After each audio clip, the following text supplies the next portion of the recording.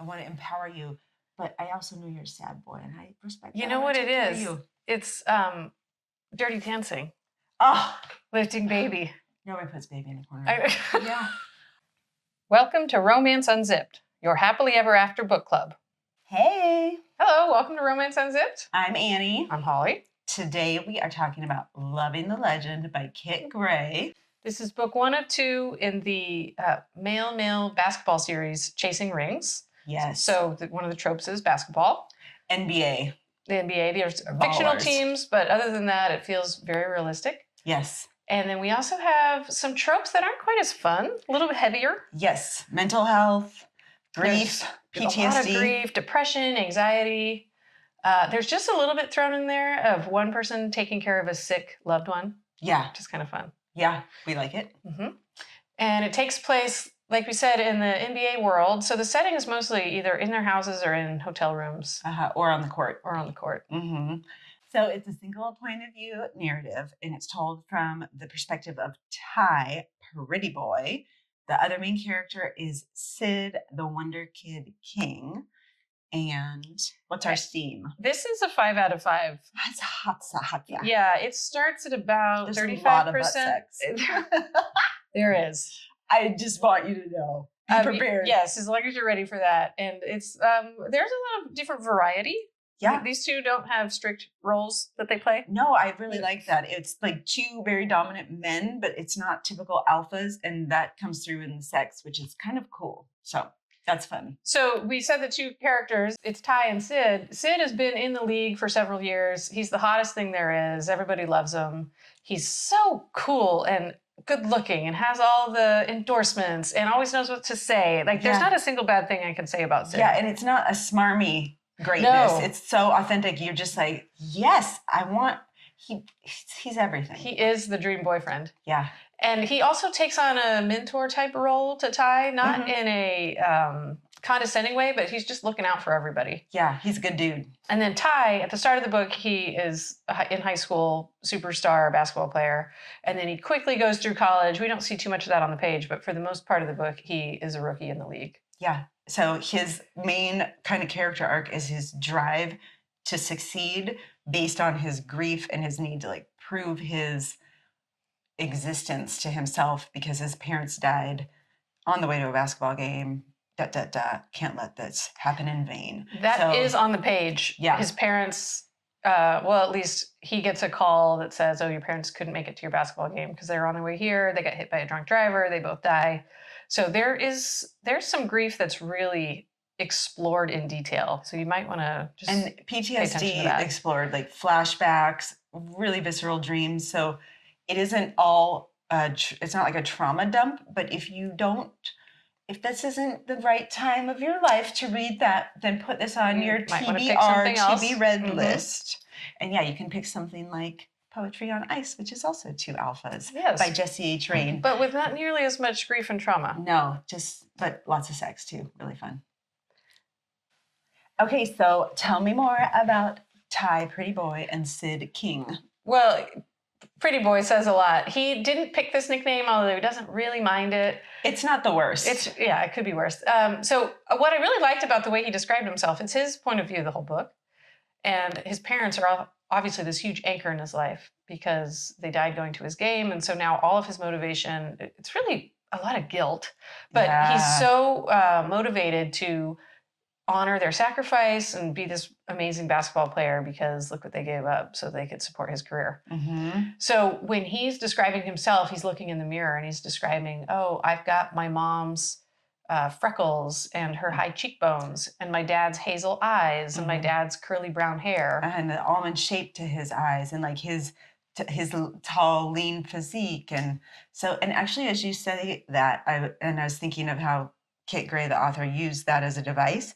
It kind of describes him because his whole existence until he has this shift, like in a romance novel, there's always these beats and the character's evolution and like coming into their own is aided and resourced by the love story. And so until he meets Sid, his whole self-definition is through his parents. Like he isn't the only reason he's there is to kind of serve the memory of them. So yes, he's his parents' child. Yeah, and so the fact that he thinks of himself in terms of what his parents look like. It's kind of like, Yeah, that is emblematic of how he feels about everything. Gosh, way to go, Kit. Yeah, thanks, Kit Gray. And then Sid, on the other hand, we hear about him through Ty's eyes, since he's the narrator. And boy, does Ty like Sid. So because he's like the hottest shit in the whole NBA, he's a fan of his and has been since he was maybe in junior high. They didn't give Sid's exact age, but he's been in the league for several years. At least. So he's older, but he's probably in his early 30s, I would think, based on the way he's described. But he is 6'9". Super muscular. I think Ty said he has abs for miles. A long way for abs because each one's only like that big. Yeah. You always have to like escalate with the ab talk in a romance novel because first it was like an 8-pack and a 10-pack, and now it's like, look, it's miles. That's all. Yeah, we just went right past kilometer. Yeah, dunk. So he's extremely good looking. Even like towards the end of the book, some of the characters who are straight, because part of this book is a bi-awakening and them coming to terms with what it means to come out as professional athletes. So there are some of Ty's teammates who are completely straight, and they're like, oh yeah, I'd bang him. I mean, they didn't say it in exactly those many words, but yeah, they're like, if Sid King is interested in you, you are interested in Sid King. You do what you have to do. Yeah, the first moment in Ty's brain that we think of Sid, and there was this Forbes or GQ spread of the most influential people, and it's Sid King naked, and he's all like primed up, and he's like sitting in a chair with his like man spread, and he's holding a basketball right in front of his genitalia and like being a badass for the camera. And the way Kit Gray described it, I can totally picture it. I'm like, oh yeah, I feel like I've seen that photo shoot I think before. so too. It's a nice poster for one to have on their wall. It's very inspirational. Yeah, it's very heteronormative poster for a boy to have on his wall. I just love his work. The way he handles a ball is incredible. And so the very first time these two characters meet each other, well, they don't really meet, but that we see them both in the same scene. Ty is playing in college, and it's kind of a big game, and he notices in the stands, like near the exit, is that Sid King? Sid King, and he's going, it can't be. Like, oh, I need to get my eyes checked, because Sid King is the hottest thing in the world, and he's a big deal. And he ends up going first in the draft, and he's like the most sought after rookie. So he's clearly a big deal when he's in college, but he's not international fandom like Sid King is. So he kind of doesn't even trust himself at first. And he runs outside and he asks the security guard, like, was Sid King just here? And the guy's like, are you crazy? So and then the other security guard goes, well, there was a bright green Maserati that left. So it's like, oh. Yeah, that probably wasn't a kid from the dorm. Coach just left. So we can tell, even though we never get Sid's point of view, clearly there's something going on. We don't know if it's attraction per se, but he's stalking Ty's college games and hiding and running away like Cinderella. Intrigue. And a funny thing that I just thought of, everyone's like lifting up Ty. He won the winning shot. Oh, like sunk this crazy, impossible, like long, way past the 3-point line. For him. And it was this like moment down to this like millisecond. And as everyone's lifting him up over their shoulders and parading him, he sees Sid. And in that moment, which is just like a flash, he gives us a full description of Sid's outfit. Like down to the like slacks. And his other thought was like compared to, he must be dressed down because he doesn't usually, I've never seen him dressed so low key, but he is still quite chic. And I was like, that's a lot of thought process for such a short amount of time. So certainly in this book, Ty, who's the narrator, is verbose in his thinking. As is evidenced by my example. He likes to think things through and describe things, and we spend a lot of time in his head. So even a lot of the action in the book is described through the way Ty is thinking about it and how he's working through his feelings. He works through a lot of... is a word one could use. He does ruminate. And I guess, this is emblematic of it, even in that very first scene. Sad boy fiction, but make it NBA all-star, superstar, and with a kind lot of sex. Fantasy, dreamland, and fun, but also sad boy. Well, and because they're such big deal NBA players, it's basically a billionaire romance. Because you can have whatever you like. Yes. Sid has a yacht that he made look like the Batmobile, right? It's all black. Yeah. I didn't quite understand that part. He's got his own private jet. He's got workers that do everything for him. He's got every kind of special car, even the ones that only have a few that ever were made. He's getting a car at one point in the book, and there's 10 that have ever been made. He's like... And yeah, I think his whole bottom story of his house is just a big underground garage. So he's got those elements of the billionaire romance where for Ty's birthday, he surprises him with a personal ride with the #1 F1 racer, and they go around on a track, and then they get takeout from the #1 sushi restaurant. But no one can get takeout from. They don't do that. But I'm Sid King, baby. But I'm not a dick. No. But aren't I charming? I treat everyone so well. But that's the part of the billionaire romance that I really like, is the escapism of just, the magic. Maybe what could happen if you had no constraints and no rules. And he doesn't use it to treat people poorly, but he does use it to woo. Yeah, he gives some good presents. But the first scene where they really get to know each other, where they're not just one stalking the other, is this meet cute, really cute meet cute. Yeah, so we've been talking about meet cute devices, or ways to show how an author can use a setup in a book to give us context for the characters, especially if it's a single person point of view, because otherwise, especially with someone like Ty, you're really in his personal journal of thoughts. It's just a lot of thinking.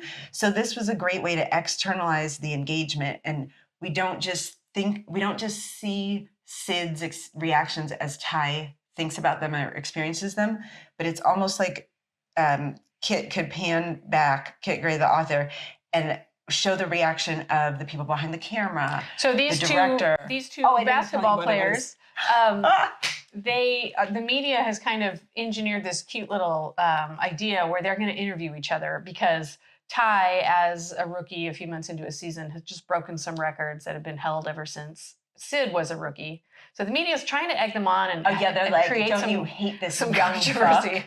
This guy who's coming to steal your crown. And he's like, he's a great player. Let me give him some advice. You just do you. Don't listen to this. Don't listen to the noise. He's so down to earth and supportive of this new up and coming star. Don't let these guys get in your head. This is all about you. Focus. I was like, what a champ.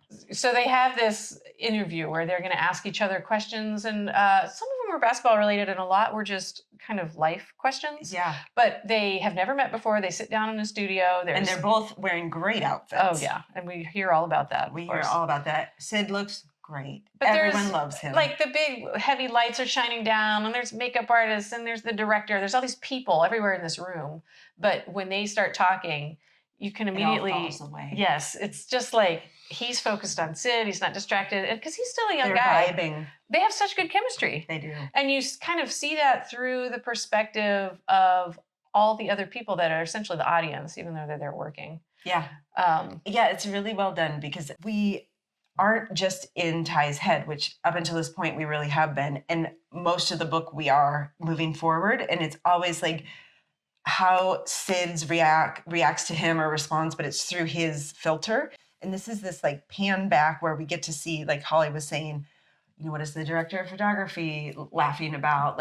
People on set, this makeup guy's tee-hee-heeing because Sid is so attractive. And so it's it gives it this way richer picture and really lets their chemistry shine on the page. So Holly and I talk about that a lot, because as we're writing our romance novel, how do we use devices so that we're not just showing people the thoughts that are in our, the character's head, but this really, I felt like I was on set, and I'm one of the people holding the camera, and I'm like, damn, that Sid's hot. Yeah, we got so much more context for their relationship, even though it was still so new. And it kind of zings. You just feel it bounce back and forth. And the thing with this interview, it was kind of not a very deep exercise that the media set up, but they started talking about Alexander Dumas and the Count of Monte Cristo, and what tattoos they have and why they're meaningful, and philosophy and life, and some family. of it was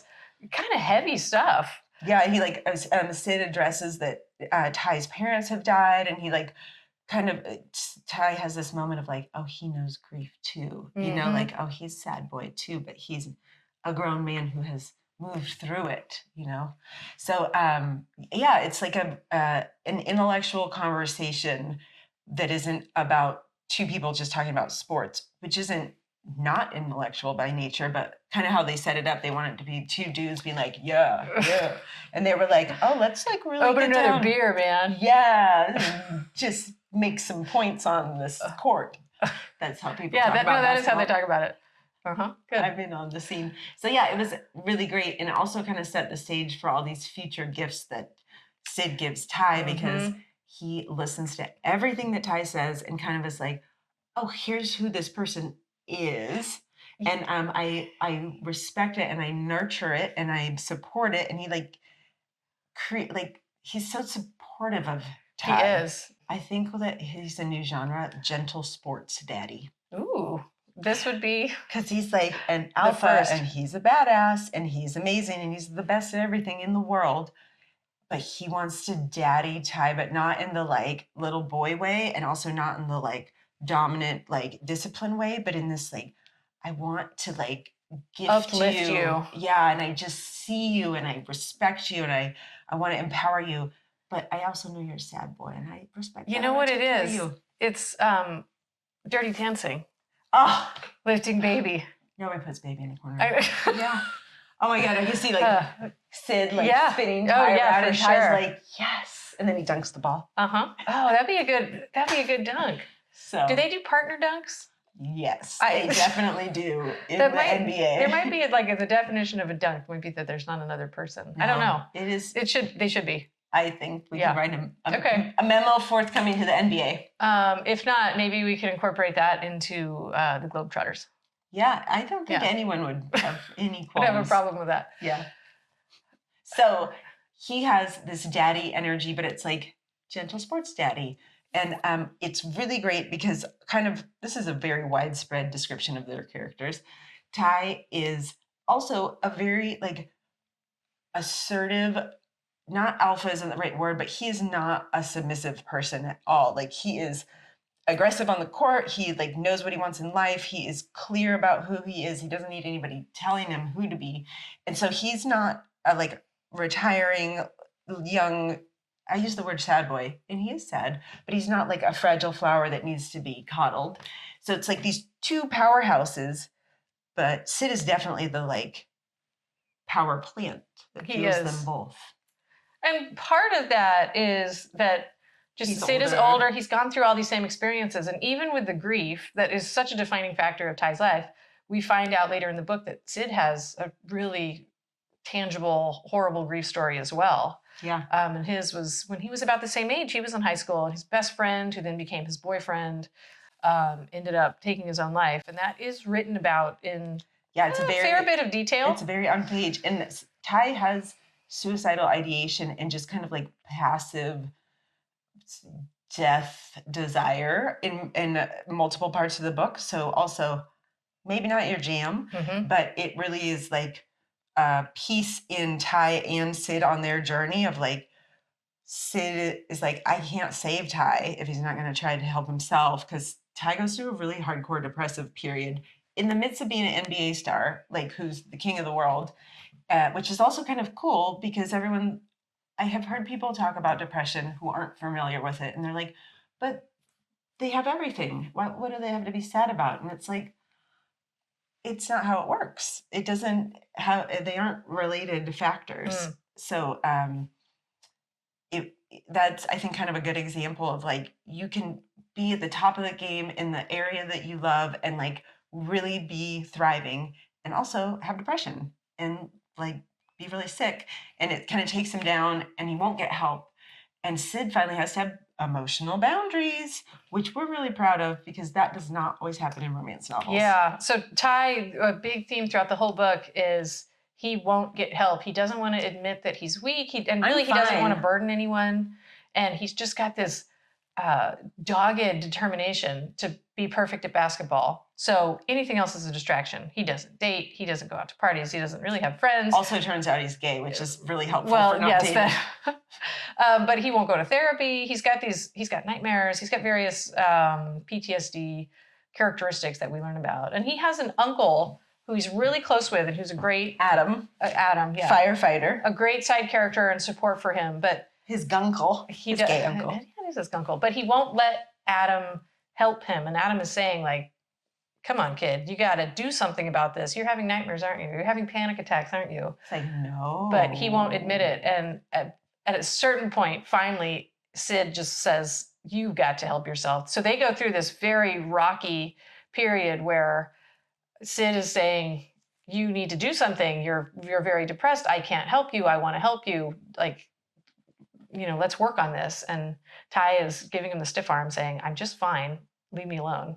And finally, Sid says, I can't watch you do this to yourself. Oh, Bubs. It's so healthy and good. Also, yes, if you have someone who's doing this, get professional help, because guess what? We don't have to figure it out on our own. And there's so many great resources. And many of them point to having great boundaries. Don't just take ours verbatim, but find some. And I love it in books, because a lot of times in romance novels, it's like, that Dido song, White Flag. It's just like, the song is the worst for mental health. They're like, I'll go down with this ship. Yeah. I won't surrender. I'm like, get off the boat. It's like the Titanic. There's a rowboat right there. She's like, no, I'm going down with this ship. Huh. So you don't, Never thought of that. Get on the rowboat and then help the other person onto the rowboat, not just like, I'm going down with you. Yep. Well, and in this case, Ty finally did kind of, he snapped out of it. He's like, I'm going to lose the thing I have. He realized how bad it was going to be, and he was going to lose the good part of his life. So he started going to therapy, and he started, I think, doing meditation and just like different tools and whatever. Maybe those tools won't work for everyone, but he started taking some accountability of his mental health, and getting help. He did get better. Yeah, because to like stuff it in your hollow leg works for some people forever, but other people it doesn't. Can attest to that. Mm-hmm. And when it pops out Jack in the Box style, it fucks shit up. That's a clinical phrase. Yeah, that's medical. Yeah, that is totally wrong. You go into the hospital, oh. Yeah, let me see my chart. Yeah, oh.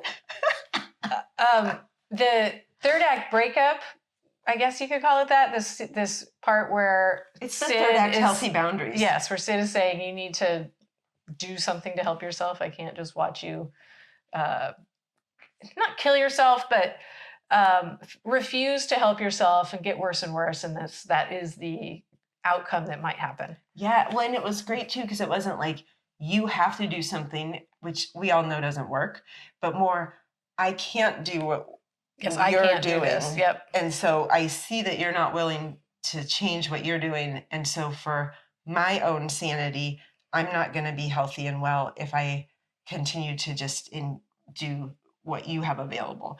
And so he removes himself from the situation, which is the classic definition of boundaries. So that happens relatively early in the book. I feel like most third act breakups are late. They're like 95% through. Yeah. So it's just like something happens and then it gets fixed right away and then there's an epilogue and everybody's happy. Whereas this was maybe 2/3, 3/4 of the way through, and there's still a lot of book to go. So we got to, I think that's what made this more mental health focused than some other books, is we actually got to watch him go through it, work his way through it. It wasn't just magically fixed the next day when one of them, like, I started going to therapy and 2 pages later he's like, yay, it's he showed up, he brought my favorite flowers, and now we had sex, yay. Wow, his nightmares are gone. Yeah, so we did watch him work through it, and I like that he also manifested this kind of turmoil inside of him on the court. So during his second season, he was not very good. He was just this amazing rookie. Everybody loved him. And he lost his shot. Every time he tried to shoot, he'd miss it. And he was in his head. Coach was having to start benching him. His teammates are trying to still uplift him because sports are such a psychological game. But you could see that he was just like, oh my God, like I don't even have basketball now. And that was another part that led to his rock bottom. Like Sid was leaving him, and the game was leaving him, and that's all that he cared about. Yeah, so he's like, okay, So I we can got to be see him. dead or I can be alive. Right. But I like me living only to be good at basketball is maybe not a really stable It's not foundation. working. Yeah, it's not working. So but he did work through it, and then he got better at basketball, and all of these aspects of his life improved. And over months, and this was kind of odd to me, just in the context of plot lines. And I also have a lot of room in fiction for leaps of logic, but I also love to read reviews, and sometimes people are very fussy about things being real or not. Yes. And so they don't talk for months, like actually like no communication. And then they reunite at a party. He knows Sid's going to be at a party. So he shows up and he's like, a tenuous new man. Okay, so at the party, Ty goes in. He's wearing an outfit that we hear in great detail. Yeah, he describes each man's suit in color, texture, and brand name, and like style, like collar style. And it's very, I felt like I was walking through kind of like an editorial photo shoot. And then he like gives them all the dap hug. And so then he goes in the room, but everywhere he's looking for Sid. And he sees Sid. They haven't talked in months. And this is his solution to re-emerging. He sees him, but he doesn't go over and say hi. He just stands across the room out of the line of sight and is just like, look at me. And I'm like, just willing it to happen. Yeah. So he's a little bit, he's pretty self-centered in that he's not thinking about how his behaviors hurt Sid. He's feeling very butthurt. And then especially so because Sid is looking great in the outfit that is described on the couch with his teammate Arnez, Sid's teammate Arnez, who is like a player midway through the book, and he is traded to Sid's team, and he's like good looking. Yeah, he's a hottie. They really have great chemistry on court. They're like Michael Jordan and Scottie Pippen, and they're killing it in the league. And then every time off the court, they're always high-fiving and let me sling my arm around your neck because like we did it, we nailed it, like we got this championship. And a little bit earlier in the book, there's this a large theme of the book is coming out and bisexuality, and then what it means to be gay in the public light, and particularly and as homophobia in sports, in professional sports. So for men, Sid in a press conference, it kind of comes to a head, and he says that the media is wrong. This is ridiculous.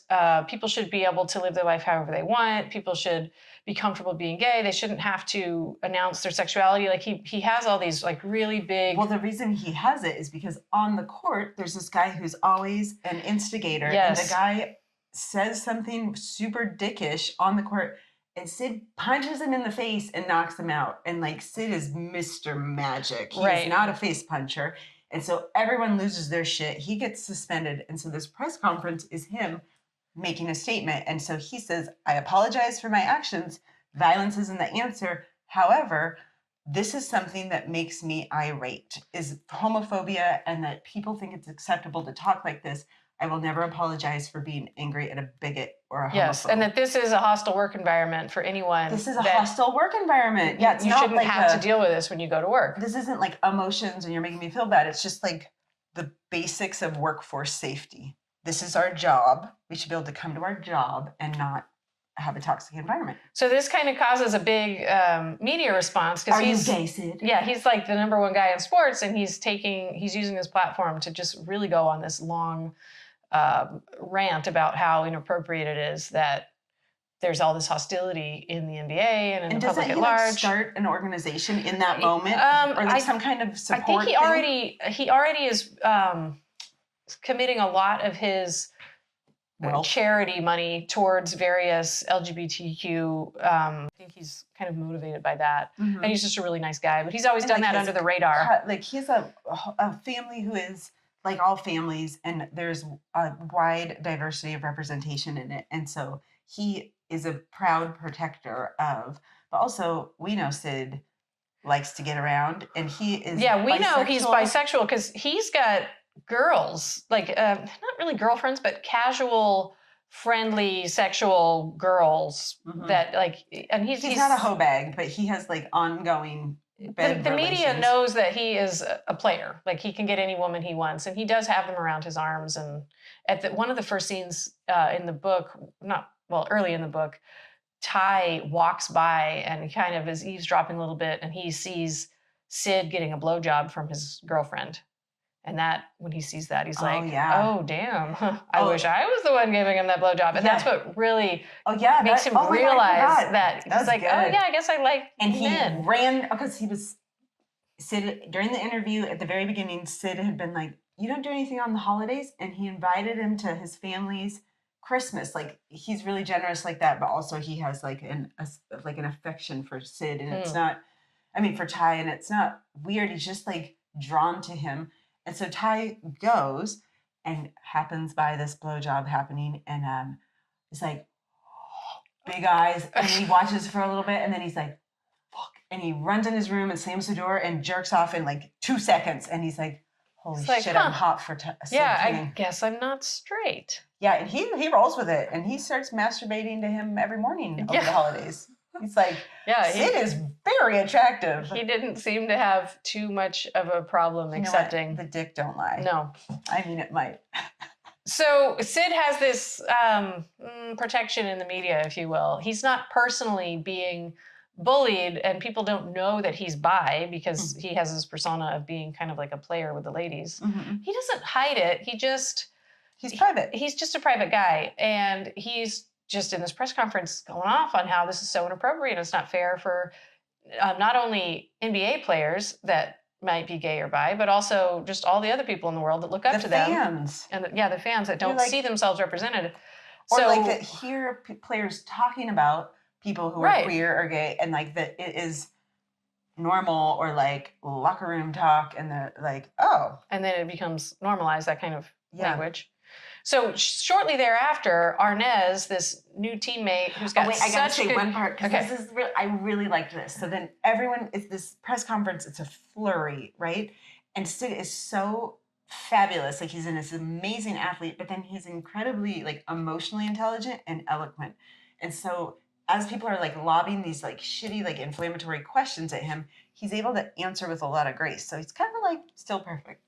He's never not perfect.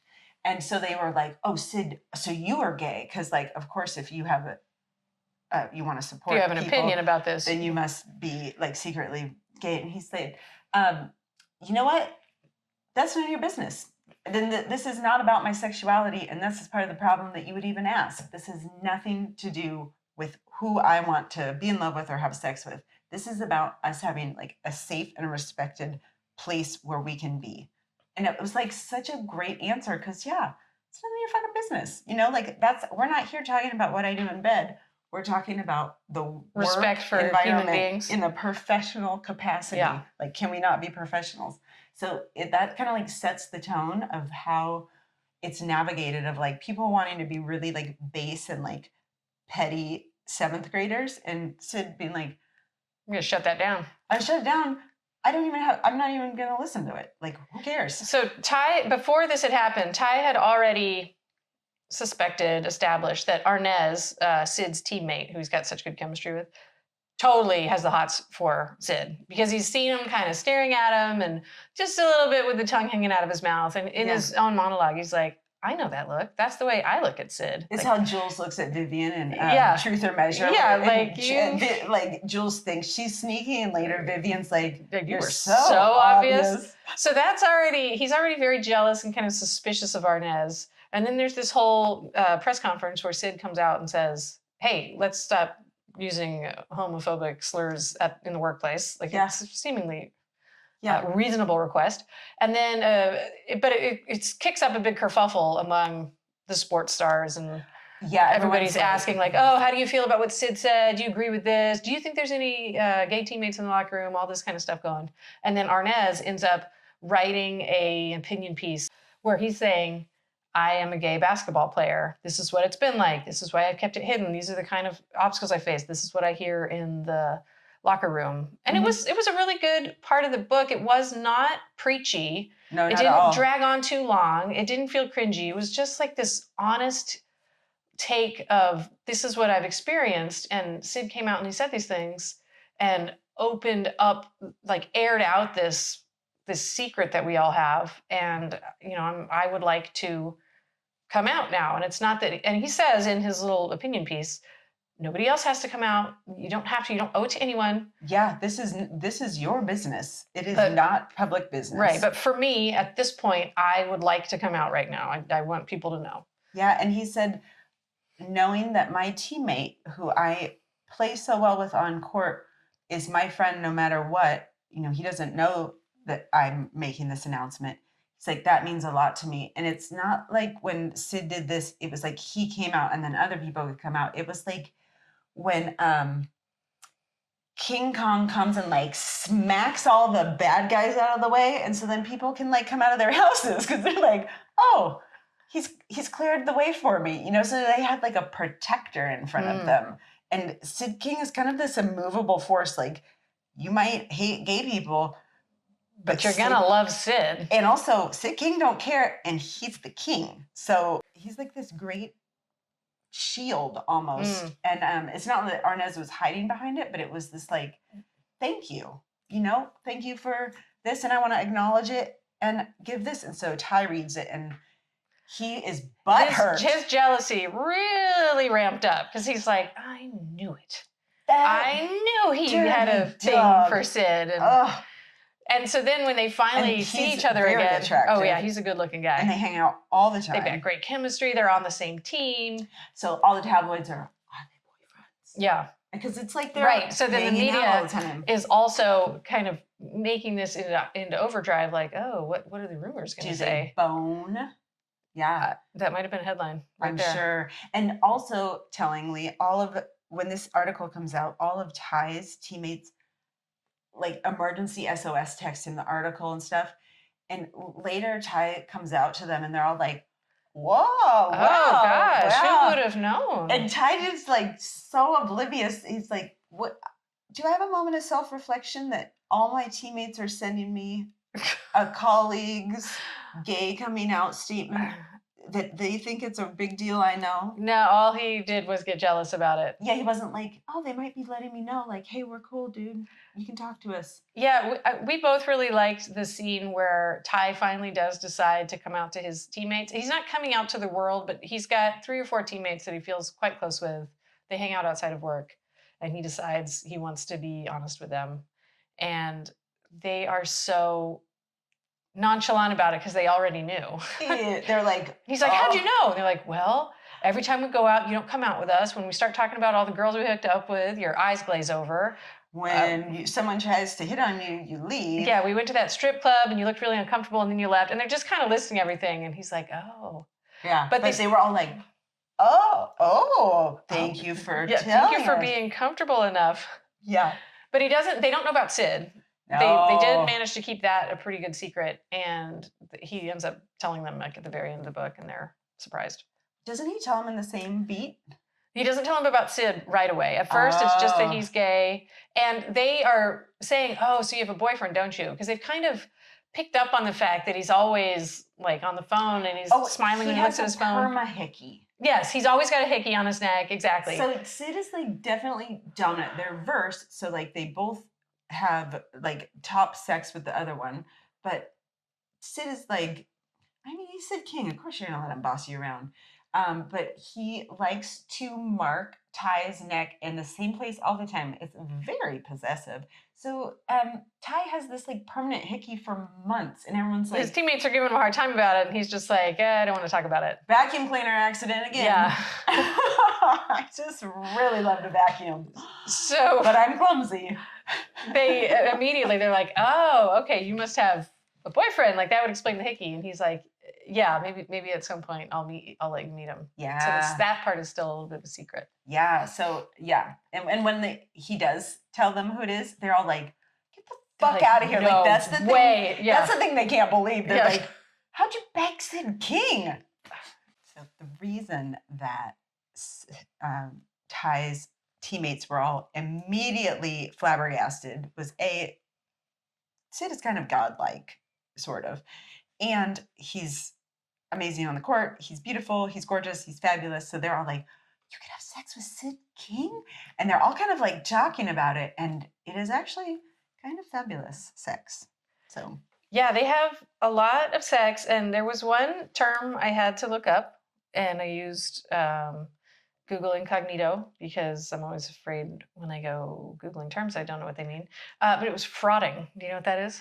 yeah, Just rubbing their dicks together. double side. I mean, like two together. Okay, yeah. Well, there's just the two of them. I don't know the orientation of the peenie, but they were definitely there I was feel some like it's like a mutual masturbation. rubbing back and forth. Co-dicking. Okay. Oh, nice. It's another phrase that's Yeah. up and coming. It's like a coaxial cable where they're both just like. Oh, I was thinking like communal living. Oh, that like too. co-housing.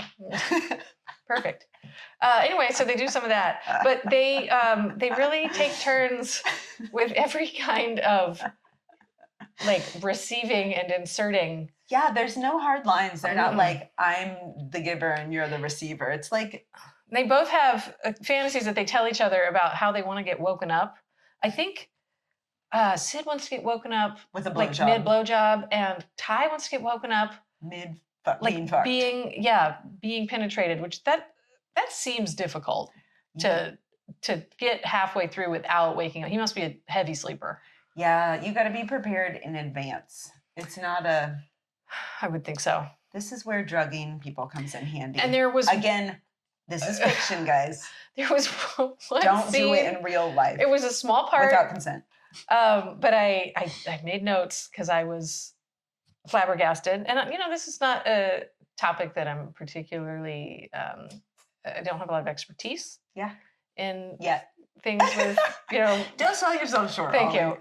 But Ty is talking about how they're having sex and that he like climbed on top of Ty and was like climbed on top of Sid and was riding him. And it was like clear from the context of what was going on, like he was being penetrated. He's sitting on top of Sid. And then he says, and then I penetrated him, and I was like fucking him, and I was like, oh my God, I didn't know they could do that. And I was really trying to figure this one out because I just didn't think like the angles. But yeah, then like a paragraph later, he's holding a dildo. I was like, okay, that you got to lead with that. That was not clear to me, and maybe it should have been, but I stopped mid read and was like, oh my God, I had no idea. Professional athletes have it all. How have I not heard of that? Double penetration takes on new meaning. Yeah, it's like an infinity circle. But then, no, you got to lead with that. I feel like that if you're gonna be an irate reviewer who really is a stickler for logic, that's where you can hang your hat. You guys, I need to know about the dildo first. There were a lot of scenes. They involved various like butt plugs and dildos and being a top and being a bottom. And if safe sex talk is important to you, they are very clear and communicative, and like it's really simple and normal. Sometimes like the safe sex talk feels so clunky, and this was just just part of conversation rolled in, and they even had conversations about like prepping for anal and around like when they would eat, and it wasn't detailed about like going to the bathroom ahead of time, but they would talk about like, oh, I need to go prep, and that's kind of along the same lines of I'm going to wear a condom or I'm on my period, where I don't particularly like logistics. It is logistics. I'm not really into reading about logistics. I would just prefer to have a fictional world where nobody has to worry about anything that's a hassle. Yeah, but I'm a no hassle girl too. But they and it wasn't like there wasn't a whole scene. It wasn't like laborious at all. It wasn't like, and I did this, and now I'm doing this, and now I chimed to this. But they do address just their needs. There's a lot of talking overall. Yeah, but they do have a lot of sex, and it can be a lot. Repetitive if you don't want to read about it. I did find in this book, by about halfway through, I was kind of just skimming through the sex scenes. There's nothing wrong with them, but I was like, okay, like let's get back to the basketball. Which I don't really even like or know about basketball, but it was just a lot of the scenes were in a house or in a hotel room, and I find for me, I like the variety of different settings. Yeah. Even though like the sex itself might be the same, unless you're somehow doing something crazy like DP. Yeah, penetrating while being penetrated. But I prefer. There was one scene. I mean, I guess they were on the yacht, the Batmobile yacht, There's and then this there was very in the hot car. sex So scene. there was variety. It's just there was so much of it that once I got back to another hotel room sex scene, I'm like, all right, you know what? Let me just find out what they ordered at room service for breakfast. Let's get to that. Oh, that's Let's just move on. Menu reading. I will. So to counterbalance that, I did not read any of this book, maybe a couple pages. It was all audiobook, which I have been kind of going back and forth lately where I'll do audio and reading for half and half because the narrators are so talented and they can really like change the dynamic of the book. Like we mentioned Truth and Measure before by Rosalind Sinclair and very good narrator. Vivian and Jules, and the narrator, like, oh my God, reading the book, I was like, whatever, but listening to it, I was like, holy crap.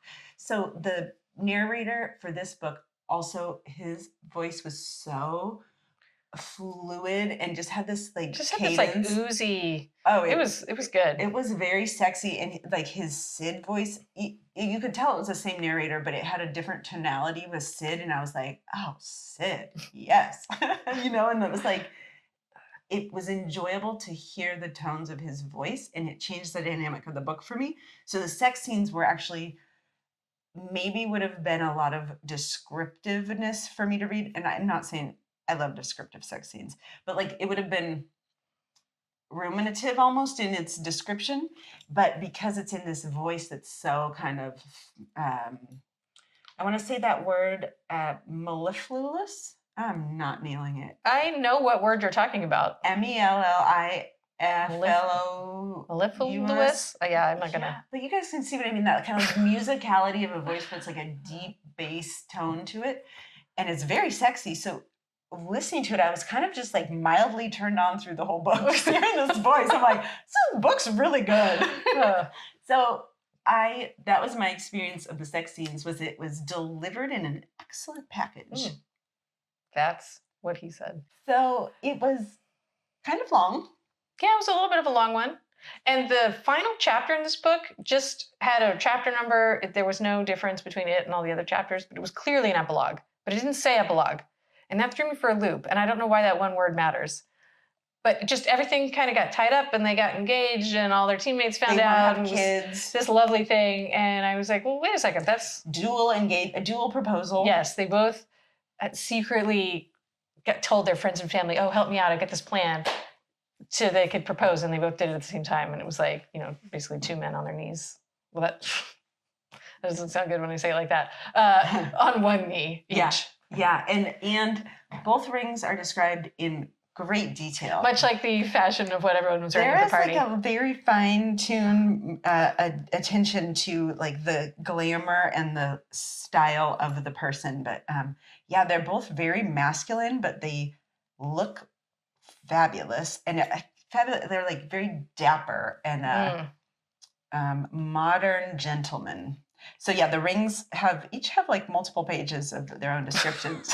They're very significant. And then there's this dual proposal. And pages ago, they had been talking about they want to have a family and have kids. So it's very much this kind of like happy marriage, HEA, happily ever after that happens. Yep. So they're healing. Everybody's happy. They continue to play wonderful basketball.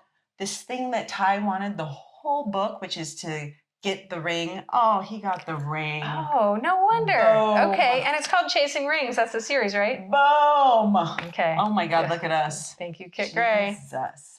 The whole book he talks about like, I'm going to take your ring. I'm going to get the ring. Obviously, the championship ring. But then he doesn't like even make it to the playoffs or...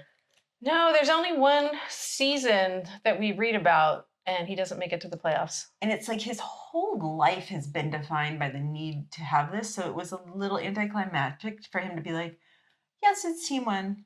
He wasn't like, I've really had to process this with my therapist. My identity is changing and I respect that, but still, this is a big blow. Although I think he does kind of have this attitude of like, I'm going to get there. It wasn't this season, but I'm going to get there. So because he still has so many seasons to go. But I also thought it was a little odd that there's so much focus on basketball at the beginning of the book, and then once he became a pro, not so much. So it was a very fun read. Thank you, Kit Gray, for writing it. I looked at the second book, and it looks really interesting. It also looks very heavy in the mental health department, so I'm going to keep it on my TBR, but rest for a minute. And to that end, we are shifting back in time to The Suffragette Scandal by Courtney Milan. This is a great one if you like historical romance. It takes place in London in the late 1800s, and it's female male, and the male lead is just such a great guy. Oh, and people love it. We always like to find books that people are this has got bananas some for. massively good reviews. So, hey, join us if you'd like. Yeah, join us and tell us what you like to read. Tell us good basketball books you're reading and any, suffragette, big subgenre. Suffragette. Okay, thanks. Okay, goodbye, everyone. Bye.